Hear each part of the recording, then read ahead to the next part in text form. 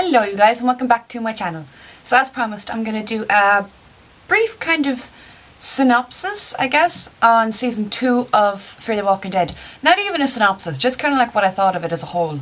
So when the season started and we were on the Abigail, we were on the boat, that kind of got old after a while, and then you had the whole storyline where Alicia was just talking to strangers on the fucking radio. That just kind of annoyed me, and I it turned me off her character. And then we had the whole thing with Strand and his lover. Was Thomas his name? Yeah.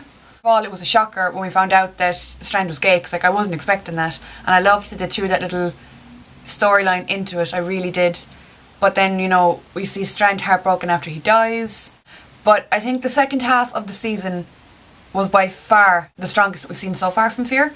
I loved that everyone split up. I loved that Nick went off by... Well, I didn't love it, it annoyed me. But I loved that it made the storyline richer, and it just enhanced the show. Like when Nick went off by himself, and then, you know, Chris and Travis fuck away by themselves. Later to split up, and then it's just Chris on his own. And then, you know, he dies, as we just found out. I think that the way they did Chris's death, a lot of people were saying that it's great that we saw it through flashback. I don't agree. I feel like the flashback took away a lot of the importance of that scene. That it was literally just like, oh yeah, he died. Here, look, there, he's dead. Now move on. I mean, Chris has been in it since like, what, episode 1?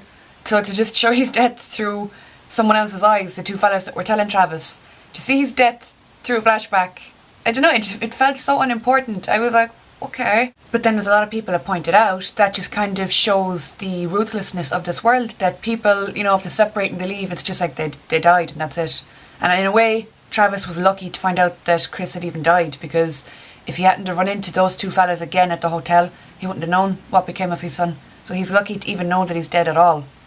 Madison, I have mixed emotions over. Everyone thinks I hate her. I don't hate her. I think she's a fantastic character, and that's why I have such a problem with her. I think she could be almost like the female Rick of Fear the Walking Dead.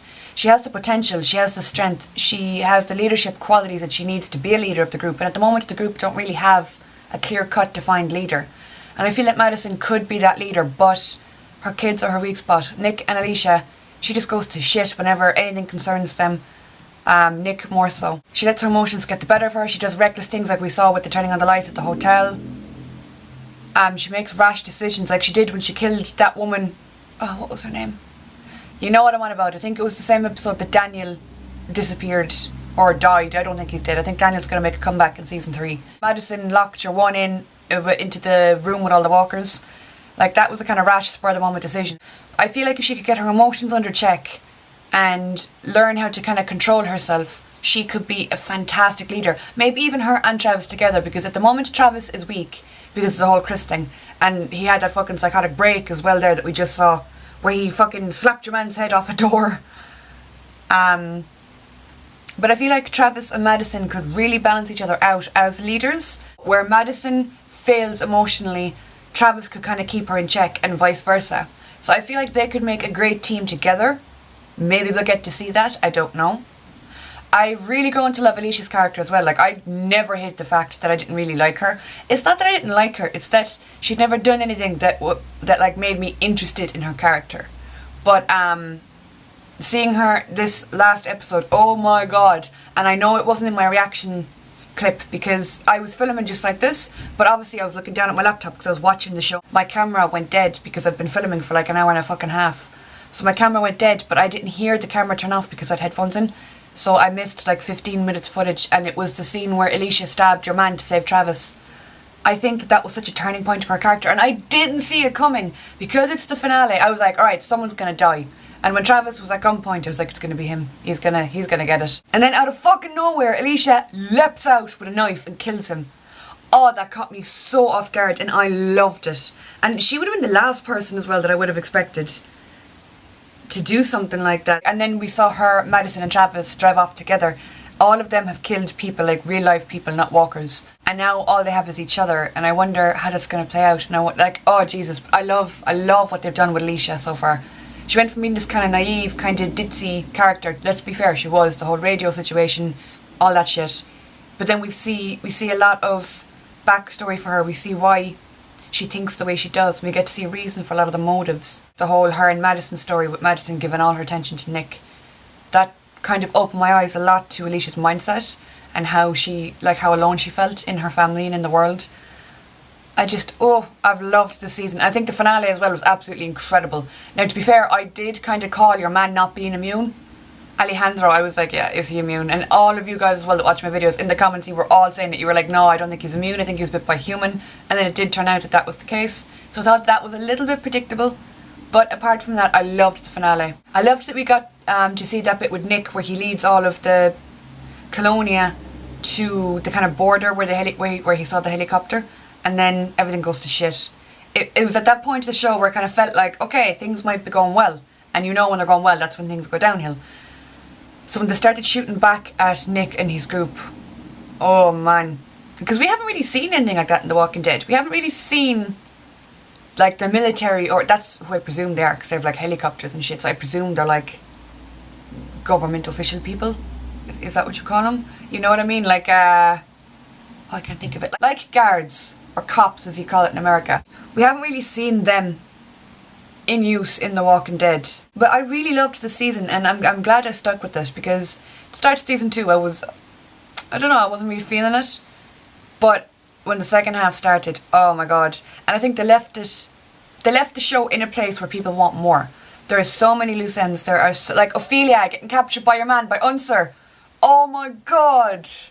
I thought it was Daniel for a minute. I edited out a whole part of that scene where just when she's hiding behind the tree and your man is coming up to her, I was like, oh my god, that's Daniel. I know that's Daniel. I know the back of his head. And then it turned out to not be Daniel. And I was like, I'll just edit that bit out so I don't embarrass myself. But I was convinced it was Daniel. But like they've left the show now in such a place where people just want to see what happens. Like what happened Nick? And like Nick and Lucy, like what's going to happen to them? Like Lucy got fucking shot. Is she going to be okay? Are they going to be captured? Are they going to be tortured? Or are the people with the helicopter, are they just really defensive? Do you know what I mean? Like they might be fine people. They might just be wary about taking people in. I don't know. I know they didn't look very fine when they were shooting at people. And then you have Madison finding out that Nick is at the border. So it's like, is she going to go and is she going to be captured too? Is she going to meet up with Nick? What is going to happen? So I can't wait for season 3. And I think they ended it very well and very smartly as well. So those are my thoughts on season 2. There was an awful lot of character development for everyone. Like I said, Nick went from being kind of drug addict to leading a group of people and being responsible for them. Yes, he fucked up. He led them out of the colonia and saved them, only to lead them into a trap. But he did, God help us, he didn't know that was going to happen. We've seen a bit of character development for Madison. We've seen her take responsibility for Alicia and responsibility for how she treated her. We've seen Travis go from kind of like a quiet, he was almost like a background character in season 1, I feel anyway. I know he was like a main character and he was in all the episodes, but he didn't really talk much, he didn't really open up much, he wasn't very prominent. Do you know what I mean? His personality or his character didn't really shine through for me until the second half of season 2. And of course, we can't forget about Chris. Chris had started off kind of normal, then went kind of not normal, and then went a little bit mad. I feel like they wasted his character. He could have grown into a villain, or a bad guy, or just someone that you need to be wary of. Because like I've been talking about this with a few people as well in the comments.